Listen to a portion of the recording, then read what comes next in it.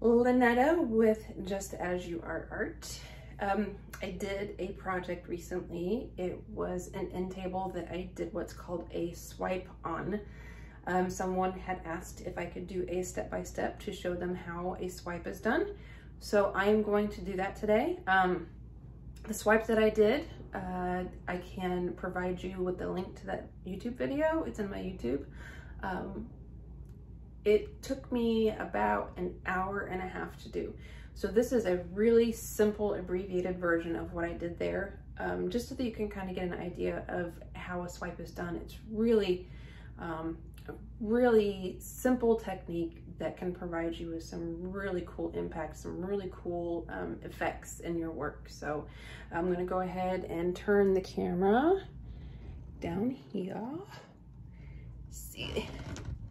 There we go. I got a new camera and I got a new camera holder. So hopefully my videos will start to improve. As my kids would call it, mom's a noob. So I'm kind of new to this. So colors we're using today: Blue By Hue and I Love You paint. I have that pre-mixed. Sounds like my kids are home. Bohemian Jewel by I Love You. A simple black acrylic. And my absolute favorite, I have to have a shimmer in everything that I do. I'm using my favorite color today by I Love You, Copper Kissed. Did I mention that it's my favorite? I love it. I love it, love it, love it. Okay, and I'm out of gloves and I'm out of stir sticks, so I have some ordered. Don't judge. So I'm just gonna show you kind of the texture that you want.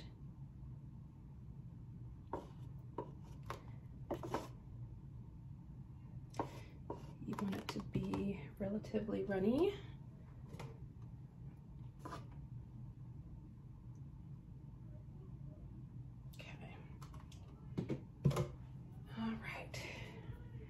I generally do the edges of my canvas.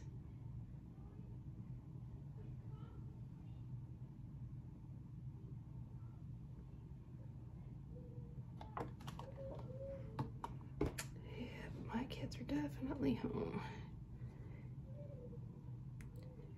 So one thing that I am learning is, for me at least, to pay attention, special attention to the edges of my canvas, because for me, nothing can distract from a really pretty surface like the edges of a work that look undone. They're blank spots. I don't like that. It might be different. We're all different. Maybe you like a raw edge, but not for me personally. And that's what's beautiful about art, is that we all have different tastes, and one person's art that's not for someone will be for someone else. There's room for everybody here, right? And we should all support each other. Okay. So I'm just gonna start by, and there's no right or wrong way to do this. Actually, I'm just gonna go ahead and zigzag here.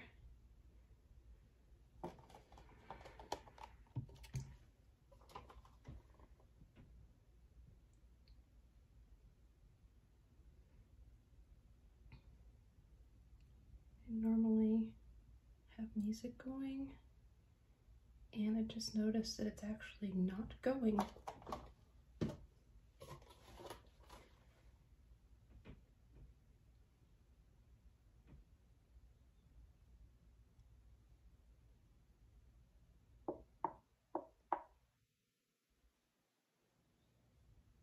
It's definitely not a scientific technique. as far as getting it perfect. There is no perfect. Actually, there is perfect. Anything that you do is perfect because it's yours, it's your art, it's beautiful, right? So this is how I did my swipe. Does not have to be the way you do yours. You could even at this point swipe your painting, but this is how I did the one from my YouTube video for the end table. So I took a color up here,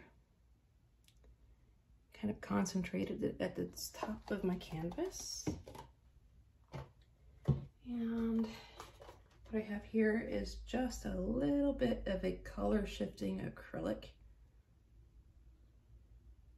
You're not even gonna need much of that. And it's not even necessary to have. I think it just provides some cool effect.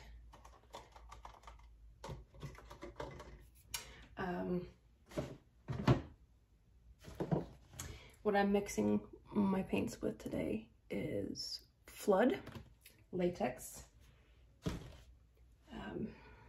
for latex paints. You can also do a 50-50 mix of Elmer's glue wall with water for your pouring medium, and you would just add Flood or the 50-50 mix, or even Liquitex has a pouring medium, whatever pouring medium that you use to create the fluid texture that I showed you. Okay, so I'm just using a canvas board. It's still in the plastic.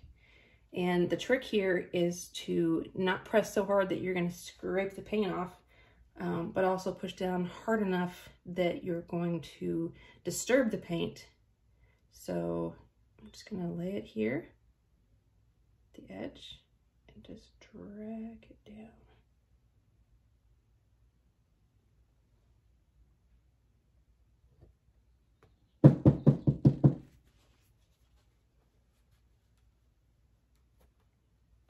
Off.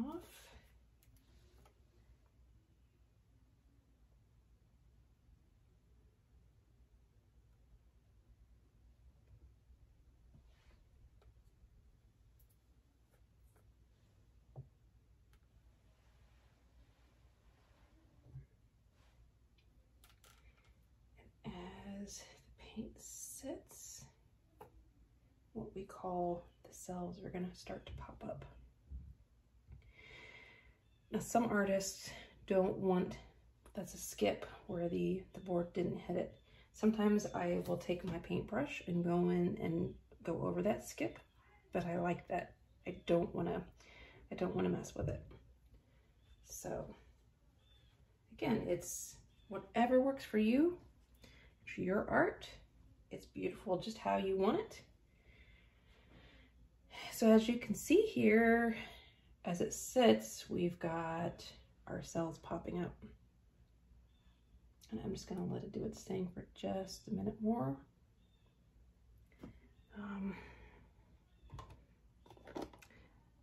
Adds a little bit of black paint here because it looks like the canvas is showing. This is not a real high quality canvas.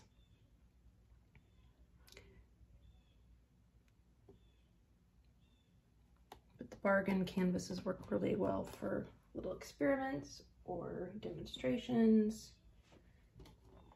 Looks like we got some canvas showing over here too.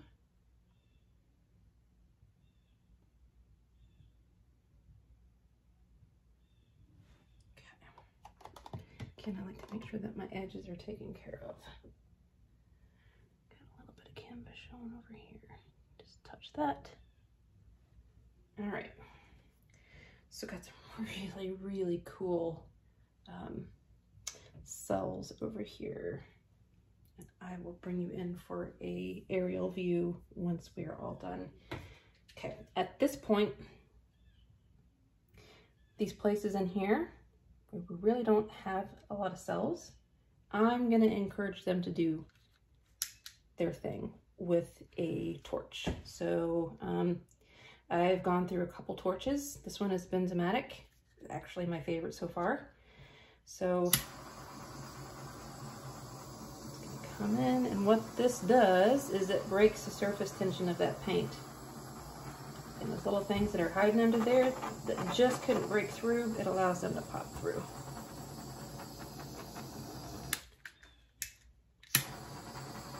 Some people don't torch a whole lot.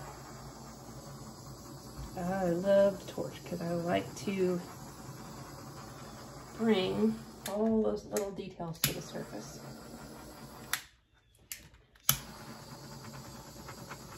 So over here, oh, so cool. Yep, I like that.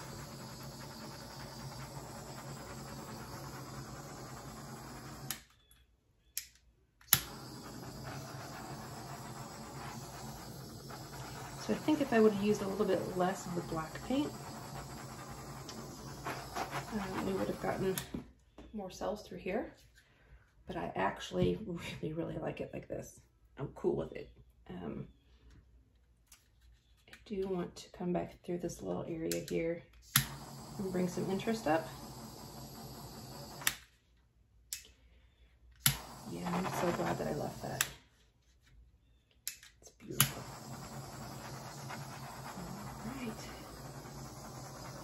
So again, using Flood latex-based paint additive for my pouring medium. You can also do a 50-50 mix of Elmer's glue ball in water. Make sure that you stir it up really well, just so that you've got your paint and a runny kind of like so. And let me know if you have any questions. I want to go ahead and take you in for an aerial view.